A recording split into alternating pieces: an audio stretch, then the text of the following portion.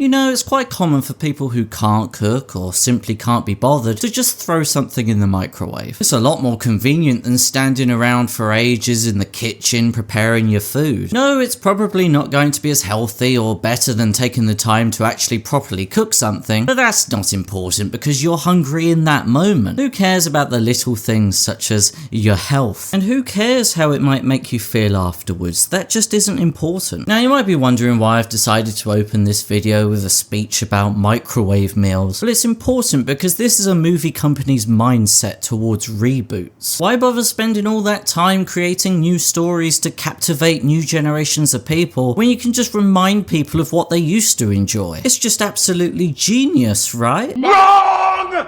You see, nostalgia in movies isn't definitively bad. Nostalgia can be a powerful tool, even a meaningful one when it's used with purpose. But the problem is that's rare to come by these days. More often than not, it's merely a lazy storytelling substitute that's just wearing the skin of a better movie. Entire franchises now operate like cinematic museums, carefully preserving older scenes, iconic sounds, and past quotes under the illusion of telling a new story. And not many films embody this approach with more confidence than Jurassic World Rebirth, a movie that's so committed to honouring its origins that it occasionally forgets it's supposed to be a new one. They were so intent on resurrecting the Jurassic World legacy, no one stopped to question if it was actually a good idea. Your scientists were so preoccupied with whether or not they didn't stop to think if they should.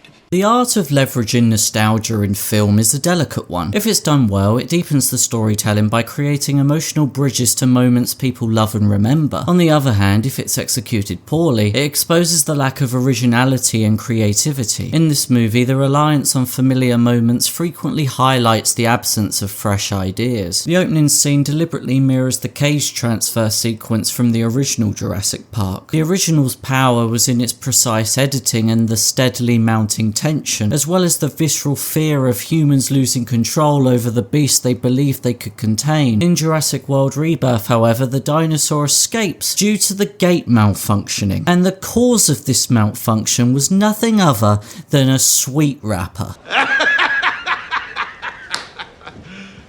You serious? So we're not off to a great start, and while this scene is maybe trying to subvert expectations, this change undercuts the suspense that Steven Spielberg was able to create in the original. This moment feels tonally jarring, just like when Luke Skywalker threw his lightsaber over his shoulder in The Last Jedi. Both scenes subvert established expectations, but not necessarily with narrative payoff. Likewise, the raft sequence involving the Delgado family and a chasing T-Rex recreates the first film's iconic chase scene. I mean, all they're doing here is just copying and pasting the original storyboard, with the only real difference being this one is on water. Boring! Rather than echoing the visceral desperation of the original, all this scene does is highlight the gap between Steven Spielberg's carefully orchestrated tension and this remake's reliance on action. The nostalgia in this scene doesn't amplify the tension, it simply just reminds you how much better the original did it 3 decades earlier. At the end, the climax offers another blatant replication. The iconic kitchen scene from the original is reenacted in a shop. Is it clever? Perhaps. But is it subtle? No.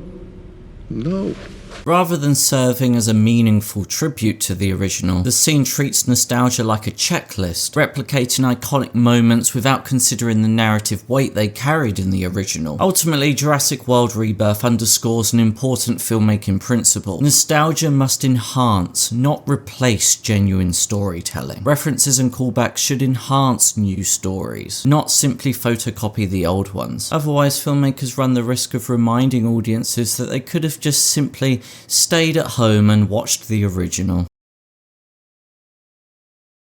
As I said earlier, using nostalgia as a storytelling device isn't a bad thing, it's just frequently misused. When executed with care, nostalgia is more than just a trip down memory lane for the audience. It's a powerful narrative device that deepens character arcs and connects stories across generations. For example, Top Gun Maverick was a sequel that was released 3 decades apart from the original Top Gun. To be fair, it sounds exactly like a movie company scraping the barrel of exhausted ideas. Yet the film was wildly successful. The film uses nostalgia as a tool to explore aging, legacy, and the passage of time. Tom Cruise's character isn't simply just thrown back into a fighter jet for the sake of it. His return has emotional context, pushing Maverick to confront his old demons and reflect on his past decisions. There's a moment where this is beautifully illustrated, and it's the bar scene where Maverick is watching the son of his dead best friend Goose, Rooster, playing Great Balls of Fire on the piano, just like Goose once did. Maverick stands outside looking through the window, unseen, uninvited, and emotionally broken. There's a few brief flashbacks of Maverick remembering his times with Goose. It's subtle and restrained, just a few seconds of memories, but it lands with a loss of weight. They're not just callbacks, they are reminders of everything Maverick has lost, and everything he still feels responsible for. That's nostalgia at its most potent. It's not telling you what to feel, but reminding you why you felt it in the first place. Creed is another movie that handles nostalgia really well, as it beautifully reinterprets the legacy of the Rocky series. It could have been so easy to craft a cynical nostalgia trip by just throwing Sylvester Stallone back into the ring, cueing the music, and then rolling in the profits. Instead, the movie wisely relegated Rocky Balboa to a mentorship role, which allowed a fresh narrative to take center stage while respectfully incorporating nostalgia. Rocky's presence enriches the new story without overshadowing it. His history deepens the emotional stakes, providing legitimacy to Creed's personal journey. The point is, the result feels earned rather than recycled. During Creed's climactic fight scene when he's been knocked out, we get a series of quick flashbacks, images of his father, Apollo Creed flickering across the screen. It transforms nostalgia into motivation. It's a moment of personal reclamation where Creed finally steps out from under Apollo's shadow and defines who he is. Now let's compare that with a visually similar moment in Jurassic World Rebirth, where Duncan uses a flare to distract a dinosaur, obviously copying what Jeff Goldblum's Ian Malcolm did in 1993. Unlike in Creed, there's no emotional build-up or internal struggle being resolved here. Duncan isn't reconciling with his past or